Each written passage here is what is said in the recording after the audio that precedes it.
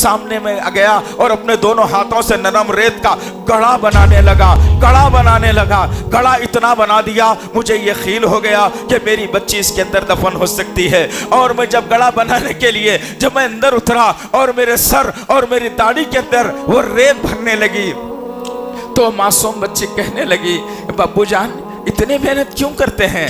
आपका सर देखो खराब हो रहा है, आपके बाल देखो खराब हो रहा है। मैंने अपनी बच्ची की एक ना सुनी और मैं गले में उतर कर मिट्टी साफ करने लगा और फिर अपना हाथ दे करके कहा, बेटी मुझे खींच लो।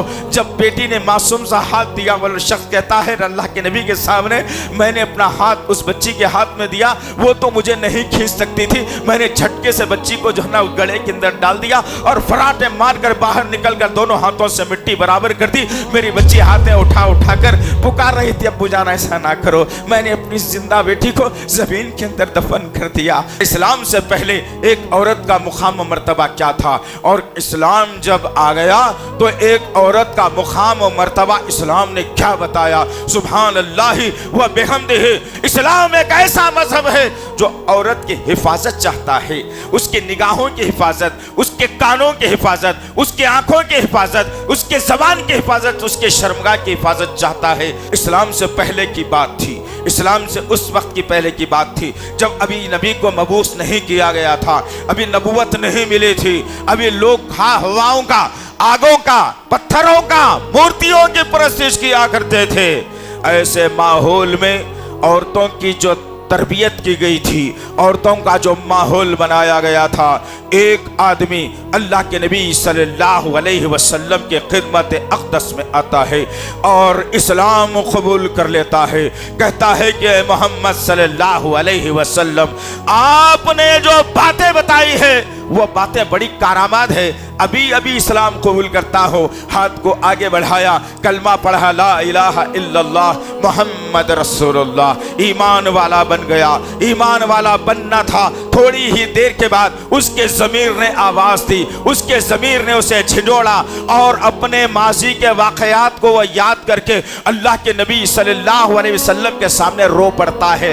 आंखों से आंसू जारी है, सिसकियां चल रही है, एक साथ रो रहा है। अल्लाह के नबी सल्लल्लाहु अलैहि वसल्लम ने पूछा, भाई बताओ इस्लाम मिल गया, बुत परस्ती छूट गई, इस्लाम मिल गया है, अब रोने की वजह क्या है बताओ? खुश होना चाहिए था, तुम अल्लाह के मुक़र्रब बंदे बन गए। अल्लाह तुम्हारे पिछले गुनाहों को माफ करके आज तुम्हें माँ के पेट से पैदा होने का एजाज दे रहा है, तुम्हारे खाते में अब कोई भी गुनाह नहीं है। खुश होना चाहिए बंदे, रो क्यों रहा है? अल्लाहु अकबर। यहाँ से शुरू होती है दास्तान। मेरी माओ बहनों तुम सुनना इस बात को, मेरी दूसरे मजहब की बहनें भी अगर मेरी आवाज़ जा रही है तुम तक तो सुनना कि इस्लाम से पहले औरत की हालत क्या थी, इस्लाम ने आकर क्या मुकाम अता किया है। अल्लाह के नबी के सामने वो बंदा रो रहा है, आंखों से आंसू जारी है, सिसकियां चल रही है। अल्लाह के नबी पूछते हैं माजरा क्या है बताओ, माजरा क्या है, क्यों रो रहे हो? वो शख्स कहता है पलटकर, मुझे अपनी जिंदगी का एक घिनौना वाकया याद आ गया, बड़ा कर्मनाक वाकया याद आ गया। मैं उसे जब मेरी आंखों में वह वाकया रोलने लगा, मैं डर और खौफ खा रहा हूँ कि अल्लाह कहीं मुझे जन्नत में इस वाकये के इवज में ना डाल दे। अल्लाह के नबी ने पूछा ऐसा क्या कर दिया था, बता तो सही अल्लाह के बंदे, हल तो निकाला जाए उसका, क्या किया था ये बता। अब वो आदमी अपनी जिंदगी की खतरनाक दास्तान बयान करता है कि हमारे दौर में जब दौर जाहिलियत था, किसी के पास लड़की अगर पैदा हो जाती तो उस घर को मनहूस माना जाता था। वही रस्म, वही बात, वही अंदाज, वही सोच आज उम्मत मोहम्मदिया में भी आ गया। अस्तगफिरुल्लाह रब्बी, औलाद का देना अल्लाह के हाथ में है। अल्लाह ने सूरह शूरा के अंदर कहा, हम किसी को लड़के भी देते हैं, हम किसी को लड़कियां ही लड़कियां देते हैं, हम किसी को लड़के और लड़कियां मिला कर भी देते हैं और किसी को बांझ रखते हैं। औलाद का देना या ना देना, लड़का या लड़की का देना या ना देना मेरे हाथ में है, अल्लाह ने कहा था। लेकिन वही पुराना रस्म रिवाज आज मुसलमानों के पास आ गया। वो अल्लाह का बंदा कहता है कि हमारे दौर में मोहम्मद सल्लल्लाहु अलैहि वसल्लम या रसूल अल्लाह, क्या किसी के यहाँ लड़की अगर पैदा होती तो उस घर को मायूब माना जाता, बुरा माना जाता। कहा जाता ये तो मनहूस आदमी है, इसकी संतान को लेकर चलने वाला कोई नहीं है, ये लड़की को जन्म दिया है। लिहाजा हम लोग उस वक्त में क्या करते, लड़की ऐसा पैदा हुई, ऐसा ही इत्तला मिली, उस जिंदा लड़की को ले जाते और जमीन में गड़ा खोद के जिंदा गाड़ देते। अल्लाहु अकबर। इस्लाम से पहले मेरी माँ बहनों, तुम्हारा मुकाम, तुम्हारी सोच क्या थी लोगों के जहनों में? लड़की को दफना दिया जाता गड़ा खोद कर, जिंदा बच्ची को। सौ बच्चियां, हजारों बच्चियां दफन हो गई नबी के आने तक। अब हुआ क्या? अल्लाह के नबी पूछते हैं तुम क्यों सुना रहे हो वाकया? तो आदमी कहता है कि मैं एक तिजारत पेशा आदमी हूँ, तिजारत के लिए 6-6, 8-8 महीने में बाहर रहता हूँ। मैं जिस वक्त तिजारती काफिला लेकर जा रहा था, मेरी बीवी हामिला थी। और से सुनना अज़ीज़ान मोहतरम, यही हालात हमारे पास मौजूद है। इसको ब्रेक लगाना पड़ेगा, अपनी औरतों को बताना पड़ेगा कि माहौल क्या था, क्या इस्लाम ने दिया है। बार बार मैं ये कहूंगा बात को। गर्ज वो शख्स कहता है मैं तिजारती काफिला लेकर जाने लगा, मेरी बीवी हामिला। मैंने अपनी बीवी से वसीयत की और कहा कि देखो बेगम, मैं जा तो रहा हूं, चंद महीनों में ये पेट में की जो वजन चीज है तुम्हारे, वो बाहर आ जाएगी। लड़का अगर आता है तो पाल पोस कर बड़ा करना मेरे आने तक। लड़की अगर पैदा हुई, मैं बाप होने के नाते, तुम जोरू होने के नाते वसीयत कर रहा हूं कि जैसे ही लड़की पैदा होगी, जमीन का गड़ा खोदना और उसमें जिंदा दफन करना, ये हमारे लिए मनहूस साबित होगी। अल्लाहु अकबर। ये वसी बीवी ने तजवीज कर ली और कबूल भी कर लिया बात को। बात आगे बढ़ी। अब आगे जाती है बात, वो आदमी तिजारती काफिला लेकर चला गया। चंद महीनों के बाद वो आदमी तिजारती काफिला लेकर के आया। जब तिजारती काफिला लेकर के आया, घर में दाखिला लिया, क्या देखता है कि उसके आंगन में 3-4 साल की एक बच्ची या 1-2 साल की एक बच्ची घर में छोटे छोटे नन्हे पैरों को लिए चल रही है। ये आदमी जैसे ही कदम रखा, माथा ठनका, जल्दी जल्दी बीवी के पास गया और बाल पकड़ लिए सर के और कहा बताओ बेगम माजरा क्या, ये कौन है, किसकी औलाद है? बीवी ने अपने शौहर के तेवर देखते हुए बात को पलटी मारते हुए कहा नहीं, ये किसी पड़ोसन की औरत है, रोज हमारे पास खेलने के लिए आती है। शौहर का गुस्सा कुछ कम हुआ, वक्त गुजरता रहा, धीरे धीरे वह बच्ची को अपने आंगन में देखता रहा। एक दिन अपनी बीवी को मोहब्बत के अंदाज में पूछता है कि माजरा क्या है, बताओ ये किसकी बच्ची है, मैं उससे पूछना चाहता हूँ, या ये हमारी ही बच्ची है? अगर है तो इसे माफ भी कर देंगे, बड़ी भी हो गई है। बीवी अपने शौहर की बातों में आ गई और बीवी ने शौहर से कहा कि हाँ, तुम जब गए थे उसके बाद पैदा होने वाली यही बच्ची थी। अल्लाहु अकबर। 1-2 साल के बाद भी बच्ची चलने के काबिल हो गई।